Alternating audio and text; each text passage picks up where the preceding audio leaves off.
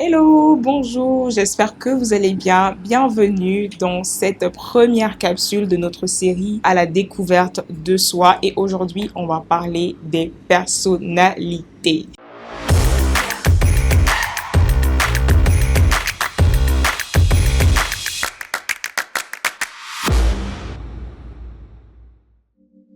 On va s'appuyer sur le modèle du DISC, le DISC qui est un test de personnalité qui permet d'évaluer 4 types de personnalités.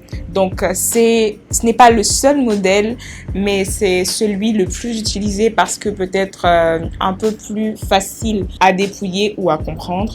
Donc, aujourd'hui, on va s'inspirer ou alors on va se baser sur ce modèle-là pour parler des personnalités. Aujourd'hui, on va aborder la première personnalité. On va parler de la première personnalité qui est la personnalité dominante.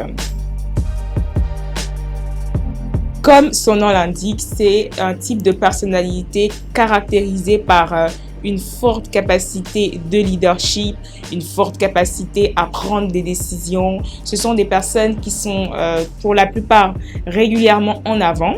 Dans les milieux professionnels, elles ont souvent des postes de leadership, elles managent des équipes, elles prennent des décisions, elles sont très énergétiques. Ce sont des fonceurs, des personnes qui n'ont pas souvent le temps pour regarder ce qui se passe en arrière, n'ont pas souvent le temps pour gérer les états d'âme. Ce sont des personnes très fonceuses et lorsqu'elles ont un objectif à atteindre, elles foncent pour l'atteindre. Comment reconnaître qu'on est une personne dominante? C'est très important de s'observer. C'est très important de demander aussi aux personnes autour de soi ce qu'elles voient en nous. C'est très important d'observer ses réactions.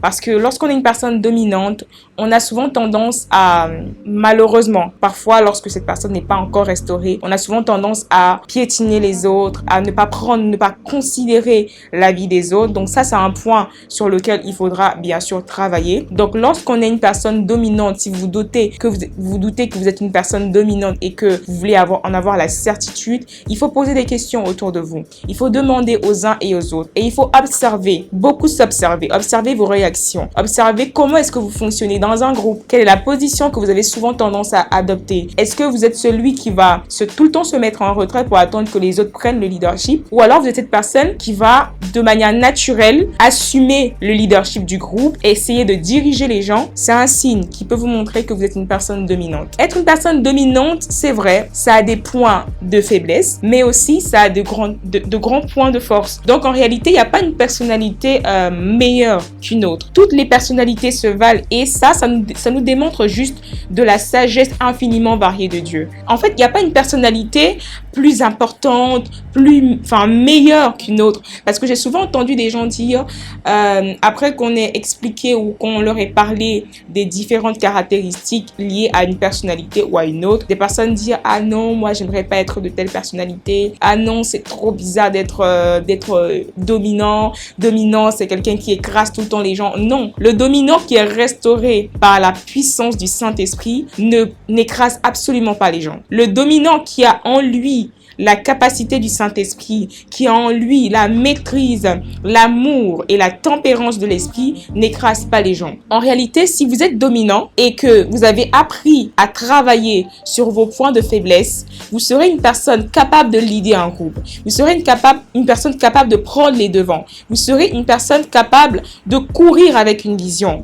Vous allez certainement devoir travailler sur votre capacité à interagir avec les autres, sur votre capacité à être patient, parce que les personnes dominantes ont souvent ce petit problème avec la patience, avec les interrelations. Elles ont souvent tendance à essayer de dominer, à essayer d'écraser, à essayer d'imposer à tout prix leur point de vue. Vous aurez, oui, à travailler dessus, mais je vous assure que c'est une bénédiction. Si vous êtes dominant, c'est une bénédiction pour vous, mais aussi pour le corps de Christ, pour les personnes qui vous entourent, parce qu'on a besoin des personnes comme vous.